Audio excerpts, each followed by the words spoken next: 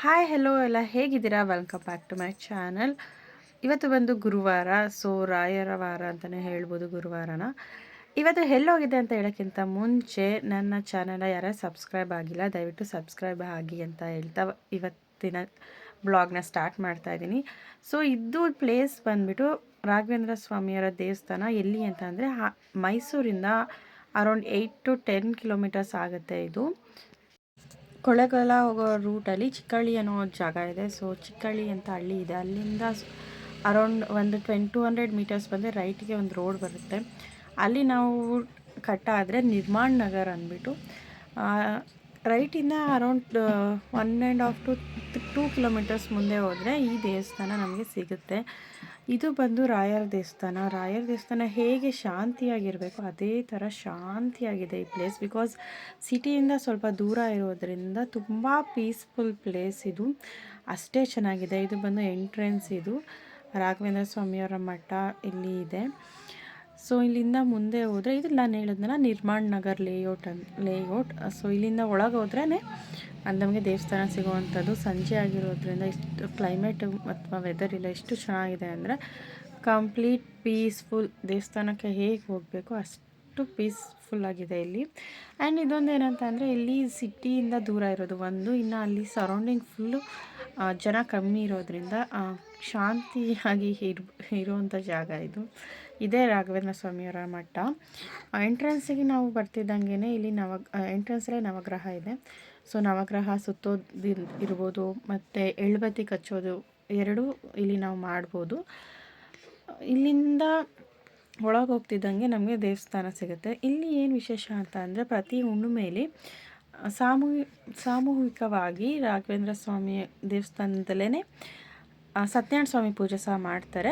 ಯಾರಾದರೂ ಅರ್ಕೆ ಪೂಜೆ ಅಥವಾ ಏನಾದರೂ ಇದ್ದರೆ ಅಥವಾ ತುಲಾಭಾರ ಈ ಥರ ಯಾವುದೇ ಥರ ಸೇವೆಗಳಿದ್ರೂ ಸಹ ಇಲ್ಲಿ ಮಾಡ್ಬೋದು. ಇವತ್ತು ಗುರುವಾರ ಆದ್ದರಿಂದ ಜನ ಜಾಸ್ತಿನೇ ಇದ್ದಾರೆ. ಗುರುವಾರ ಹೊತ್ತು ಯಾವಾಗಲೂ ಇಲ್ಲಿ ಜನ ಜಾಸ್ತಿ ಇದ್ದೇ ಇರ್ತಾರೆ. ನಾವು ಇಲ್ಲಿ ಹೋಗಿರೋದು ಬಂದು ಸಂಜೆ ಟೈಮು.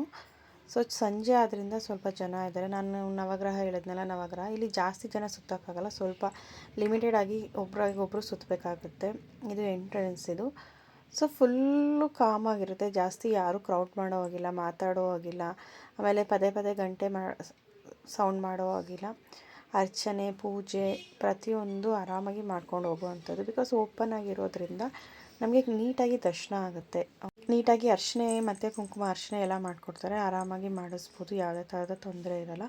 ಆ್ಯಂಡ್ ಇನ್ನೊಂದು ಏನಂತ ಅಂದರೆ ಗುರುವಾರ ಹೊತ್ತು ಇಲ್ಲಿ ರಥೋತ್ಸವ ಎಲ್ಲ ಇರುತ್ತೆ. ಯಾರು ಇನ್ ಕೇಸ್ ಅರ್ಕೆ ಇರೋರು ಸಹ ಇಲ್ಲಿ ರಥೋತ್ಸವ ಅಥವಾ ಬೆಳ್ಳಿ ರಥೋತ್ಸವ ಮಾಡಿಸ್ತೀವಿ ಅನ್ನೋರು ಕೂಡ ಇಲ್ಲಿ ಮಾಡ್ಕೋಬೋದು.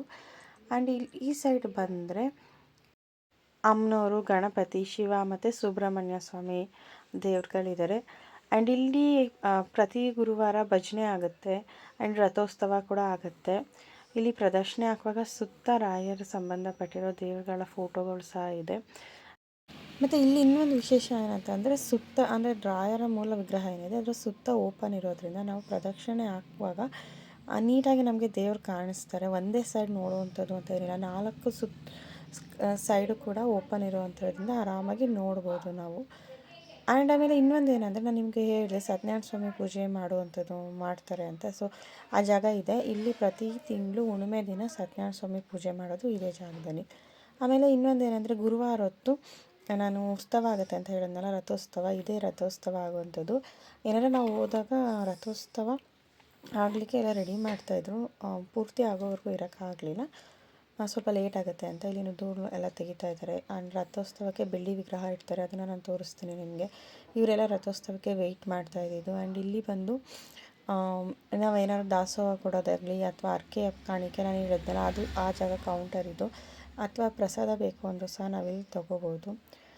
ಮತ್ತು ಇದ್ರ ಎದುರುಗಡೆನೇ ದಾಸೋಹ ಕೌಂಟರ್ ಇದೆ, ನಾವು ಹೋಗಿ ಪ್ರಸಾದ ತೊಗೋಬೋದು. ಆ್ಯಂಡ್ ಇನ್ನೊಂದು ಏನಪ್ಪ ಅಂತಂದರೆ ನಾನು ನಿಮಗೆ ಹೇಳಿದೆ ರಥೋತ್ಸವ ಆಗುತ್ತೆ ಅಂತ. ರಥೋತ್ಸವ ವಿಗ್ರಹ ಬಂದು ಇದೇ ವಿಗ್ರಹದಲ್ಲಿ ರಥೋತ್ಸವದಲ್ಲಿ ಈ ವಿಗ್ರಹನೇ ಕೂರಿಸೋದು. ಇದು ಆಲ್ರೆಡಿ ವಿಗ್ರಹ ರೆಡಿ ಮಾಡಿದ್ದಾರೆ. ಆ್ಯಂಡ್ ರಥೋತ್ಸವ ಮಾತ್ರ ಇನ್ನೂ ರೆಡಿ ಆಗಿಲ್ಲ, ಅದು ಇನ್ನೇನು ರೆಡಿ ಆಗುತ್ತೆ. ಬಟ್ ನಾವು ರಥೋತ್ಸವ ಮುಗಿಯೋವರೆಗೂ ಇರೋಕ್ಕಾಗಲಿಲ್ಲ, ನಾವು ರಿಟರ್ನ್ ಬಂದುಬಿಟ್ವಿ. ಇದು ಬಂದು ತೂಗು ಎಲೆ ಆಲ್ರೆಡಿ ರೆಡಿಯಾಗಿದೆ. ಇದು ನಾನು ಹೇಳಿದ್ನಲ್ಲ ರಥೋತ್ಸವಕ್ಕೆ ಎಲ್ಲ ರೆಡಿಯಾಗಿದೆ ನೋಡಿ. ಗುರುವಾರ ರಾಯರ ದರ್ಶನ ಮಾಡಿ ತುಂಬ ಸಂತೋಷ ಆಯಿತು. ಆ್ಯಂಡ್ ಎಲ್ಲರಿಗೂ ರಾಯರ ಆಶೀರ್ವಾದ ಸದಾ ಇರಲಿ ಅಂತ ಕೇಳ್ಕೊತಾ ಇವತ್ತಿನ ಬ್ಲಾಗ್ನ ಇಲ್ಲಿಗೆ ಮುಗಿಸ್ತಾ ಇದ್ದೀನಿ. ಯಾರೆಲ್ಲ ನನ್ನ ಚಾನಲ್ಗೆ ಸಬ್ಸ್ಕ್ರೈಬ್ ಆಗಿಲ್ಲ ದಯವಿಟ್ಟು ಸಬ್ಸ್ಕ್ರೈಬ್ ಮಾಡಿ, ಲೈಕ್ ಮಾಡಿ, ಶೇರ್ ಮಾಡಿ, ಕಮೆಂಟ್ ಮಾಡಿ ಅಂತ ಹೇಳ್ತಾ ಈ ವಿಡಿಯೋನ ಇಲ್ಲಿಗೆ ಡ್ರಾಪ್ ಮಾಡ್ತಾ ಇದ್ದೀನಿ. ಸೊ ನೆಕ್ಸ್ಟ್ ವಿಡಿಯೋದಲ್ಲಿ ಸಿಗೋಣ. ಅಲ್ಲಿವರೆಗೂ tata bye bye, see you, bye.